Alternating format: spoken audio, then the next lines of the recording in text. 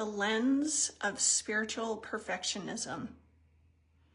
This is a trap that so many of us fall into once we begin our healing journey and we start to elevate our vibe, clear our energetic blockages and density, and start to really come home to ourselves.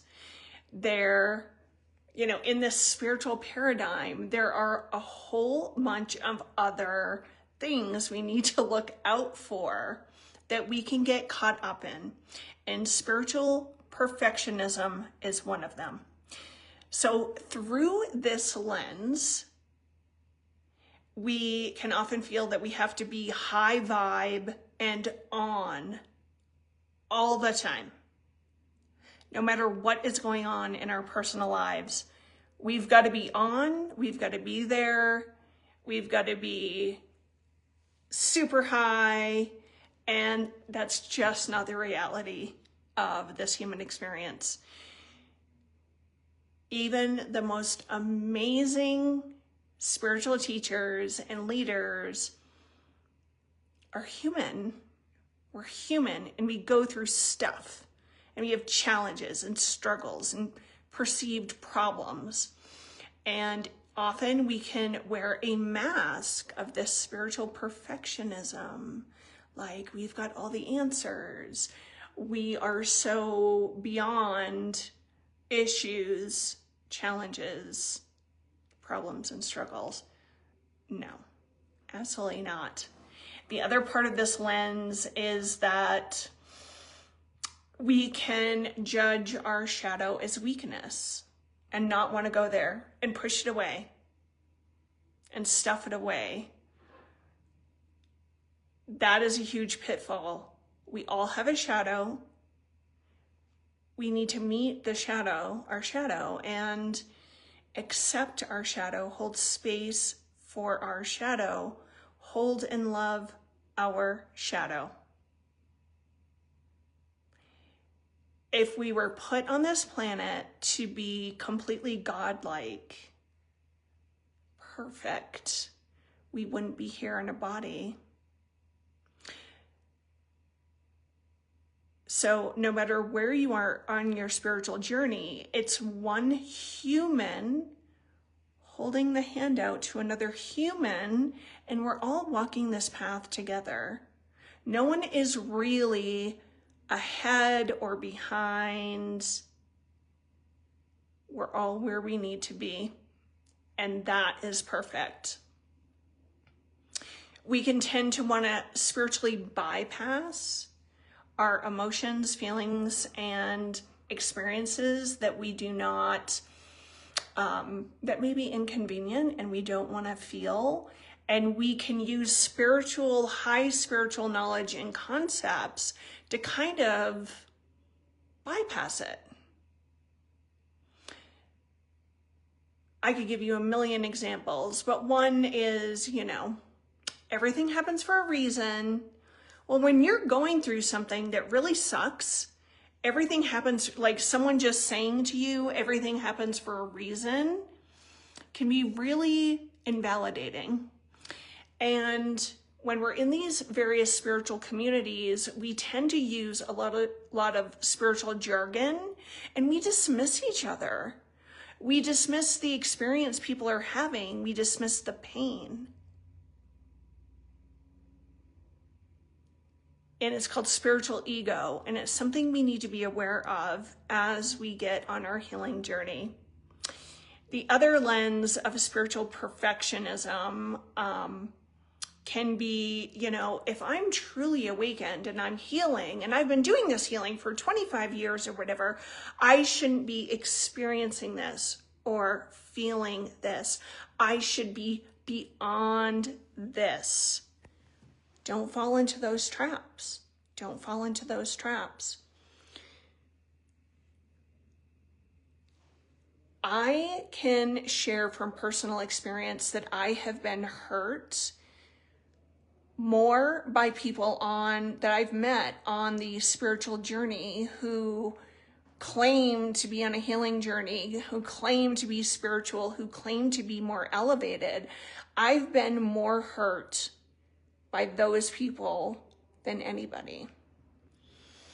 And I have especially found it to be true when you're going to various retreats and things, and it's supposed to be a healing container. It's supposed to be a safe container where we can feel, deal, heal, where we can emote, where everything should be welcome. And I've been in spaces, for example, I used to have a regular healing circle that was at my house, and I was going through something, a few people showed up, and when they got there, I was really in my heart space and opening the container, and I started to cry and share a little bit about what I was going through. Well, the people that came, they got very uncomfortable. And one woman said, well, do you want to skip this week? And I'm like, no. This is a healing container. All is welcome here. We should be able to come here and feel safe to be real and raw and authentic and emote. I was at this retreat in Kauai, Hawaii, and the woman that was facilitating was a self-proclaimed priestess and shaman and this, that, and the other thing. And we were at a round table gathering, and someone shared something and it really touched me deeply, and I started to cry. She looked like she literally glared at me. It was like she wanted to jump under the table, and my emoting was not welcome in that container. I was at a spiritual training where I started emoting because, again, I was touched very deeply, and I had one of the facilitators come up to me and say, oh, you're really sensitive, huh? And I wanted to say, fuck you. Fuck you. So, we get on the healing journey for our reasons, and each and every one of us has a different reason. And we start to go to these retreats and these workshops and have these sessions, and we can find that it's a lot of times because everyone's human and everyone's trying to figure it out. Our emotions are not always held and kept safe. It's not always an all is welcome here party.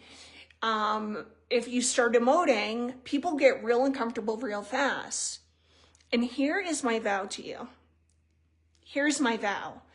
You will not find that with me ever. Not in any of my sessions, not in your interactions with me in private, not at my retreats. I have experienced enough resistance from spiritual leaders and people that, claim to be this, that, and the other thing. And I'm so grateful for those experiences because it showed me who I don't want to be and what I don't want to do if I'm opening a healing container to anyone. You are welcome here. Messy, chaotic, rageful, maniac, together, loving, not so loving. Wherever you are, I welcome you.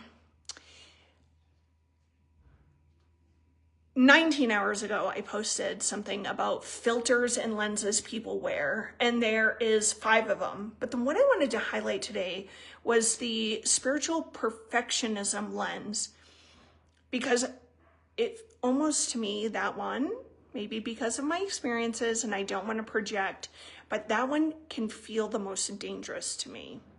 And so I just wanted to talk about it, put it on the table, be real and authentic about it. Share. And if any of you want to emote, want to like me too, these things happened, we get on the spiritual journey and we assume that when we walk into a healing space, it's going to be safe. And that isn't always the case. It's not always the case. And if you wear any of these spiritual identities of having to be high vibe, have to be on all the time, have to be available all the time, you're not allowed to go through your own healing process, and you certainly can't be public about it. And I list those because that was me. That was me. And so let's give each other some grace, hold the space for everything is welcome here, and be real and messy, because being human is super messy, right? The peace, the tranquil moments, the I want to pull my hair out moments. And it should all,